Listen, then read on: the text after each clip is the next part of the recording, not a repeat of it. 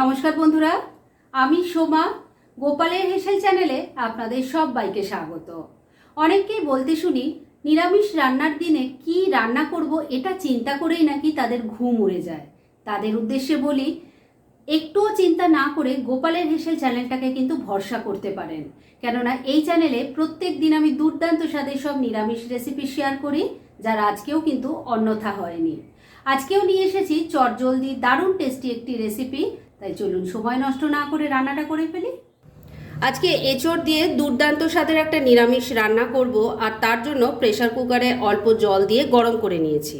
এর মধ্যে এবার অল্প নুন দিয়ে দিলাম, দিয়ে দিচ্ছি অল্প হলুদের গুঁড়ো, অল্প একটু তেল দিয়ে দিচ্ছি। এবার এর মধ্যে এঁচড়ের টুকরো দিয়ে দেব। দেখুন আমি এঁচড় কেটে নিয়েছি, মিডিয়াম পিস করে এঁচড়গুলো কাটা আছে। আর এবার এগুলো সেদ্ধ করে নেব, সেজন্য প্রেসার কুকারের মধ্যে দিয়ে দিচ্ছি। এবার লিডটা লাগিয়ে দিচ্ছি আর মিডিয়াম ফ্লেমে রেখে একটা হুইসেল পড়লেই কিন্তু এটা সেদ্ধ হয়ে যাবে। তাহলে এঁচড় সেদ্ধ হোক, তারপর নেক্সট স্টেপের দিকে এগোবো।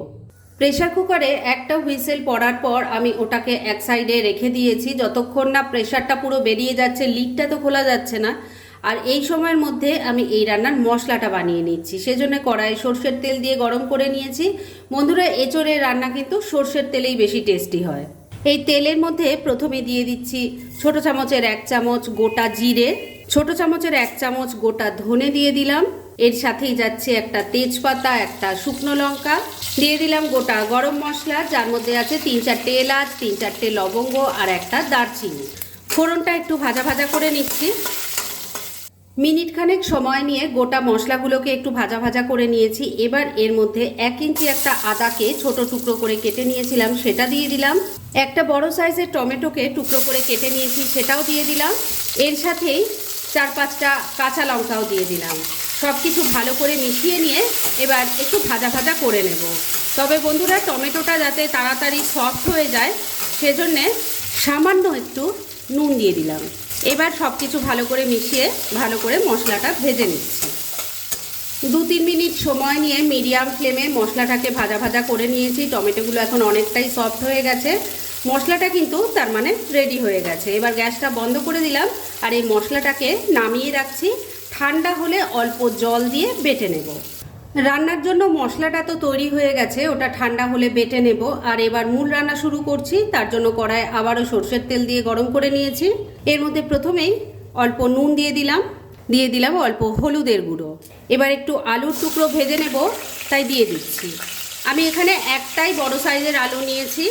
আলুর টুকরোগুলো এবার ভালো করে ভাজা ভাজা করে তুলে নেব। আলুর টুকরোগুলো ভাজা ভাজা করে তুলে নিয়েছি। এবার যে তেল আছে তার মধ্যে সেদ্ধ করা এঁচড়টা দেখুন বার করে নিয়েছি, সেটা ভেজে নেব। আর সেদ্ধ করার পর যে জলটা ছিল সেটা কিন্তু ফেলে দেবেন না, সেটাও কাজে লাগবে। সেদ্ধ করার সময় নুন হলুদ সমস্ত কিছু দিয়েছিলাম, তাই এখানে আর আমি কিছু ইউজ করছি না। এবার তেলের সাথে মিশিয়ে নিয়ে এঁচড়ের টুকরোগুলোকে ভালো করে ভাজা ভাজা করে নেব। এইভাবে যদি একটু ভাজা ভাজা করে নিয়ে তারপর এই রান্নাটা করেন, তাহলে এঁচড়ের ভেতর পর্যন্ত নুন মশলা সমস্ত কিছু ভালো করে ঢুকবে আর খেতেও ভীষণ ভালো হবে। মিডিয়াম ফ্লেমে রেখে এঁচড়ের টুকরোগুলো ভালো করে ভাজা ভাজা করে নিয়েছি। এবার গ্যাসটা বন্ধ করে দিলাম আর এই এঁচড়ের টুকরো নামিয়ে রেখে তারপর নেক্সট স্টেপের দিকে এগোবো। এঁচড় আলু সমস্ত কিছু ভাজা ভাজা করে তুলে রেখে দিয়েছি। মশলাও রান্নার জন্য তৈরি হয়ে গেছে। এবার এই তেলের মধ্যে দিয়ে দিচ্ছি অল্প একটু 5 ফোড়ন, দিয়ে দিলাম একটা তেজপাতা, একটা শুকনো লঙ্কা, অল্প একটু হিং দিয়ে দিলাম। ফোড়নটা একটু ভাজা ভাজা করে নিচ্ছি। ফোড়নটা ভাজা ভাজা হয়ে গেছে। এবার তৈরি করে রাখা মশলার পেস্ট দিয়ে দিচ্ছি। বেটে রাখা সমস্ত মশলাটা দিয়ে দিয়েছি। এবার দিয়ে দিলাম হলুদের গুঁড়ো, দিয়ে দিচ্ছি অল্প কাশ্মীরি মির্চ পাউডার, অল্প একটু গরম মশলার গুঁড়োও দিয়ে দিলাম। স্বাদ মতো নুন দিয়ে দিচ্ছি, তবে নুন দেওয়ার আগে খেয়াল রাখবেন আগেও কিন্তু নুনের ব্যবহার করা হয়েছে। অল্প একটু চিনি দিয়ে দিলাম। এবার সব কিছুকে খুব ভালো করে মিশিয়ে নিয়ে মিডিয়াম ফ্লেমে মশলাটাকে কষিয়ে নিচ্ছি। মিনিট 2 সময় নিয়ে মিডিয়াম ফ্লেমে মশলাটাকে একটু কষিয়ে নিলাম। এবার এর মধ্যে যাবে একটুখানি কাসুরি মেথি, এটাও ভালো করে মিশিয়ে নিচ্ছি। মশলা কষানোর সময় বন্ধুরা কাসুরি মেথি যদি দেন, এর টেস্ট এবং স্মেল দুটোই কিন্তু খুব ভালো আসে। কাসুরি মেথিটাও ভালো করে মিশিয়ে নিয়েছি, তবে মশলাটাকে এবার আবারও খুব ভালো করে কষাতে হবে, তাই ফ্লেমটাকে মিডিয়ামে রেখেছি।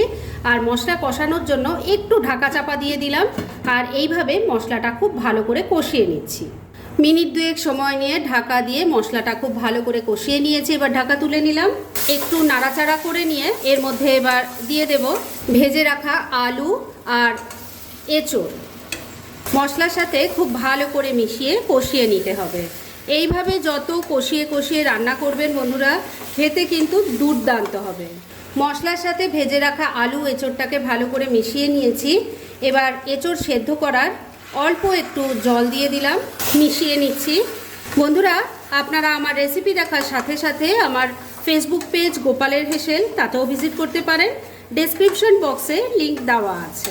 সামান্য একটু জল দিয়ে ভালো করে সব কিছু মিশিয়ে নিয়ে এবার আবারও 2-3 মিনিট ঢাকা দিয়ে রান্না করে নেব, যাতে সবজির সাথে মশলাটা খুব ভালো করে কষানো হয়। মিনিট 2 সময় নিয়ে ঢাকা দিয়ে মশলার সাথে সবজিটা একটু কষিয়ে নিয়েছি। এবার গ্রেভির জন্য জল দিয়ে দিচ্ছি। ওই এঁচোড় সেদ্ধ করা জলটাই কিন্তু আমি এখানে ব্যবহার করছি। ভালো করে সব কিছু মিশিয়ে নিচ্ছি। সব কিছু খুব ভালো করে মেশানো হয়ে গেছে। এবার ফ্লেমটাকে লো আর মিডিয়ামের মাঝামাঝি রেখে ঢাকা দিয়ে 4-5 মিনিট রান্না করে নিচ্ছি। মিনিট 5 রান্নাটা হয়ে গেছে। এবার ঢাকা তুললাম। আমি কিন্তু মাঝে একবার ঢাকা তুলে একটু নাড়াচাড়া করে দিয়ে নুন মিষ্টিটা চেক করে নিয়েছিলাম, আর সবজিও দেখে নিয়েছি কেমন সেদ্ধ হয়েছে, তবু আপনাদেরও দেখিয়ে দিই। আলুর টুকরো প্রথমে রেখে দিচ্ছি।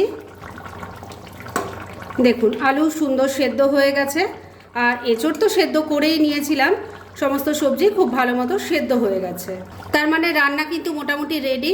এবার শুধু শেষ পর্যায়ে এর মধ্যে দিয়ে দেব একটুখানি বাটার। আপনারা চাইলে এখানে ঘিয়ের ব্যবহার করতে পারেন, কিন্তু আমার এই বাটারটা দিলে পরেই বেশি মনে হয় খেতে টেস্টি হয়। আর কেউ যদি বাটার বা ঘি কোনোটাই দিতে না চান, তাহলে এখানে ধনেপাতা কুচি দিতে পারেন।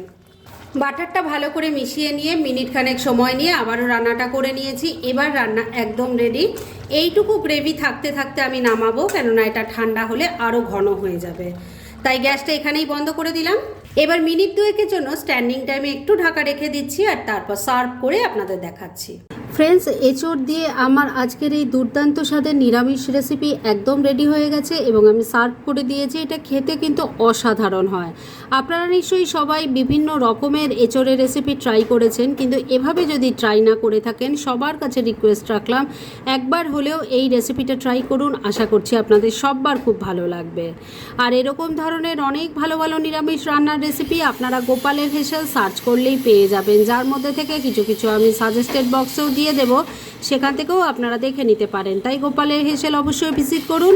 আর আপনারা কেমন ধরনের রেসিপি চাইছেন সেটাও কিন্তু আমাকে জানাতে পারেন। আমি চেষ্টা করব সেই সব রেসিপিগুলো আপনাদের সাথে শেয়ার করার। আর আমার আজকের এই রেসিপি যদি আপনাদের ভালো লাগে আর ইউজফুল বলে মনে হয়, তাহলে যারা এখনও আমার চ্যানেলটাকে সাবস্ক্রাইব করেননি তারা প্লিজ সাবস্ক্রাইব করুন। তাহলে আজকের মতো এখানেই শেষ করছি। পরদিন আবার এরকমই কোনো ভালো রেসিপি নিয়ে চলে আসব। আপনারা সবাই খুব ভালো থাকুন, সুস্থ থাকুন।